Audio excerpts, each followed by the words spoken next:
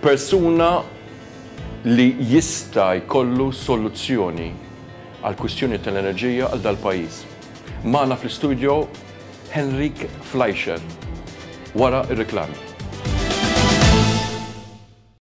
Give yourself a break this Sunday and treat yourself to a 5-star lavish Sunday buffet lunch at the Palace in Sliema. For just €25 per person, including free parking. For reservations, please call the Palace on 21-333-444. The Palace. Genuine hospitality, true quality. Iċ-ċensiment tal-popolazzjoni u d-djar tal-2011 qiegħed magħna. Kull dar se tirċievi kwestjonarju bil-posta. Dan fi istruzzjonijiet ta' kif għandu jimtela. Tista' timliħ stess jew inkella tista' tistenna wieħed mill-enumeraturi se jżur il-familja tiegħek bejn is-7 ta' Novembru u l-4 ta' Diċembru. Kulħadd huwa obbligat bil-liġi li jagħti t-tarif meħtieġ għal finijiet taċ-ċensiment. It-tarif jinżamm konfidenzjali u jintuża biss meta jingħaddu tweġibiet kollha flimkien. Il-parteċipazzjoni tiegħek hija importanti. Studio 7 presents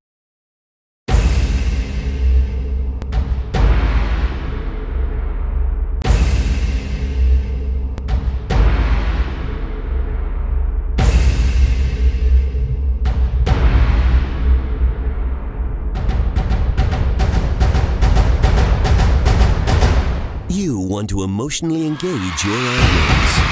We have the mindset to understand you. We have the enthusiasm to perform. Our work is all about passion, results, and success. Stress-free event organization, customized sales and installations, cutting-edge production services. Our challenges are creative communication solutions. We work hard and efficiently. We are trained and exposed to the latest technology. Your achievement is our mission. We are passionate about you as you will be about us.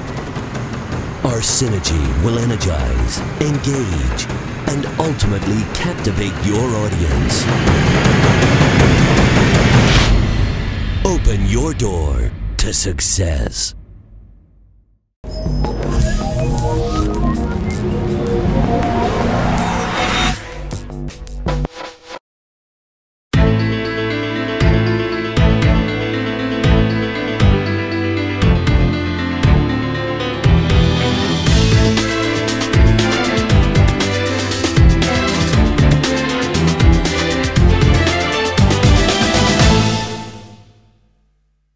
Mr. Henrik Fleischer, thank you for coming to Reporter. A short visit to Malta, and I took the opportunity to invite you into the studio. You represent a company which is presently looking at proposing, discussing a very interesting concept for energy in Malta. First of all, tell me something about your company and about your background, to start with very briefly. Well, you know, some 9 years ago, we were some business people and technical experts who decided to look into the future of clean energy, simply because we thought that carbon would be an issue for the future. And we have spent 9 years essentially making a perfect solution out of burning fossil fuels without emissions. And that has become very, very, shall we say, actual in the last few years, where people are really concerned about man-made climate change. I've obviously had the chance to look at some of the things you have been doing. And if I understand right, your company basically sells a technology where you use fossil fuels, oil, etc., right? But one thing is different. The emissions, gases are non-existent. Why is this such an issue?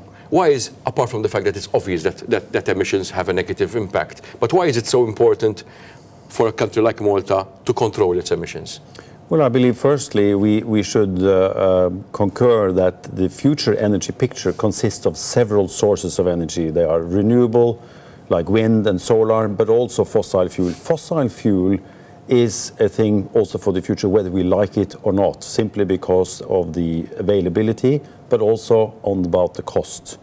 Renewable energy is very, very expensive, which has not come out recently because they have been subsidized. When we talk about renewable energy, we're talking about solar, photovoltaic, and wind power. And wind energy, right. and wave That's energy. Right. This is renewable energy. That's right. But the reality is that most of our countries around in Europe and elsewhere cannot afford to switch to those energy sources, which is why we need to burn fossil fuel.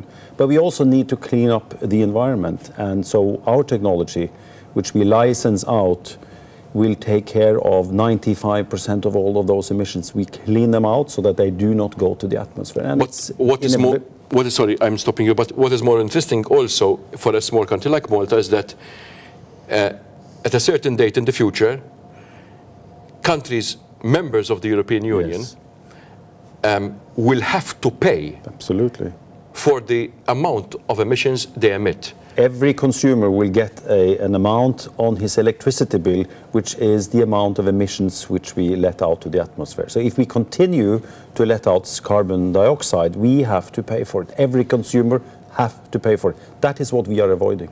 Now, you have been in discussions, you have made a proposal to the Maltese government, I believe also to Ena Malta. You have been in serious discussions with them, and you've come out with a blueprint, an idea that they can take up. What exactly have you been proposing? Well, we are very, very happy that we have had an excellent dialogue with Ena Malta for quite some time, and the proposal is simply to build a power plant in Delimara, which is floating, which comes built elsewhere, which is 95% cleaned up. It means 95% of all the emissions will be removed.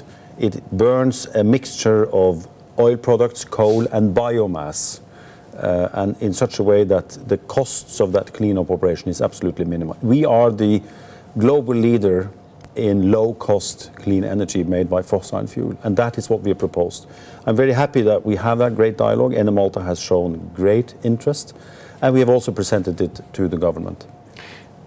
What will this change? I mean, now I'm going to look at it from a little bit as a Maltese, not only as a journalist. Yeah. What will this change in terms of, for Malta, what will it change? Will it simply mean more money for your company, Sargas? Will it mean, what will it change for the Maltese in terms of our energy bill, in terms of our, the global positive, the blue rather than the red in our accounts bill? Well, the first thing it will change, it will strongly reduce the energy bill for every citizen, for every business in this country, because we are about to reduce the cost of electricity with these emissions inside. Number two, it will make you look very good inside the EU, because you now have a power plant without emissions. So the costs are absolutely at the minimum, much less than today's costs, much less. And we are talking dramatic reduction of the electricity bill for everyone who pays for electricity in this country, and all the emissions will be away. When you talk to me about a drastic decrease in the electricity bill, what are you talking about? Well, I think we are going to go about half of what they are today. And certainly there will be less than half of the future electricity bill, because, like I said, 2013 onwards, you have to pay for those emissions. And there will be no emissions to pay for with this system. Isn't it fantastic? EU demands that the payment for emissions is per ton. Yes. Per ton. Yes. What does this look like? I mean, does this look like? I mean, pundits or rather observers say that this will also increase as we get along, and most of the countries will not have reached their targets. Well, today the prognosis cost per ton is about 15 euros of ton carbon dioxide, which may grow to above or around 40 euros per ton CO2. So if you continue firing oil as you do in this country, you are going to have to pay 40 euros per ton of carbon in the future. Floating power plant, yes. What is the cost for something like that for the government of Malta? The whole proposal we have made to government for the power plant, for the connections, for the fuel plant, for the storage of fuel. It's around €1 billion, €1 billion.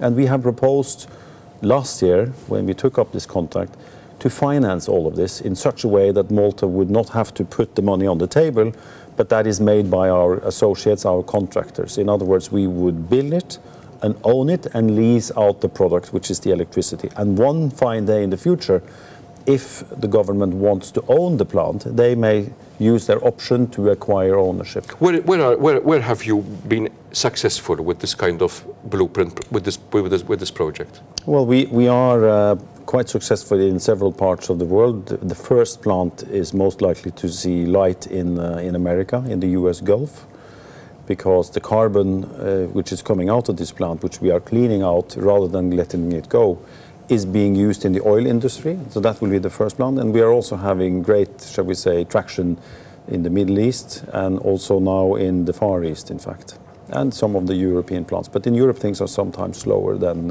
in other parts of the world. There is another issue with regards to power plants, with regards to the residues, to the waste which comes. Once you burn oil, you also have ash.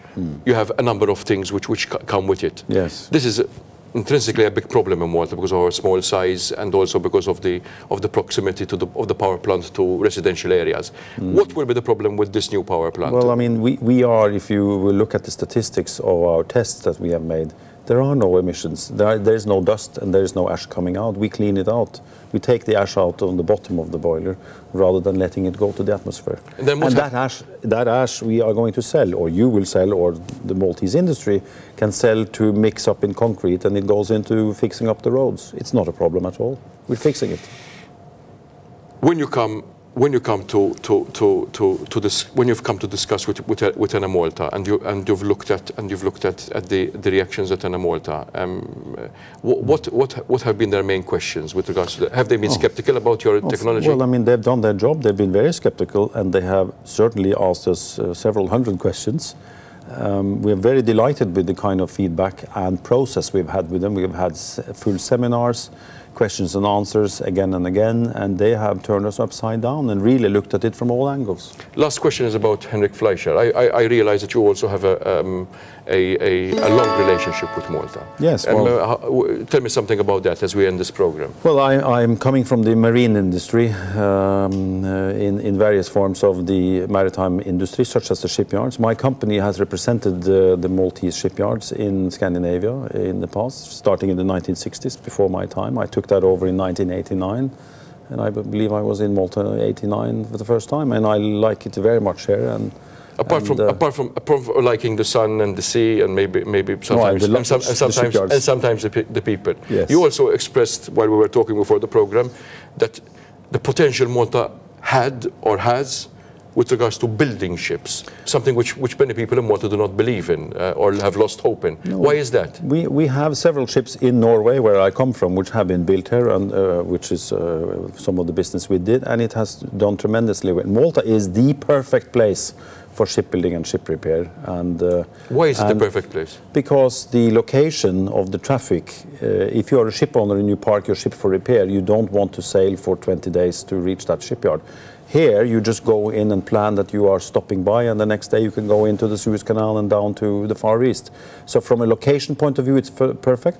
From a quality perspective, it's perfect, because here, people do quality work. It's been a great pleasure to see it, sometimes too good, because, you know, you can't be overdoing it, but both from a location and from a quality aspect, I think it's excellent. Henrik Fleischer, it was a pleasure talking to you. I hope our viewers follow this brief interview, and thank you for the positive comments. We're not usually adorned with such you deserve them. with such positive comments. Thank you. I wish you good luck in your project. Thank you for having me.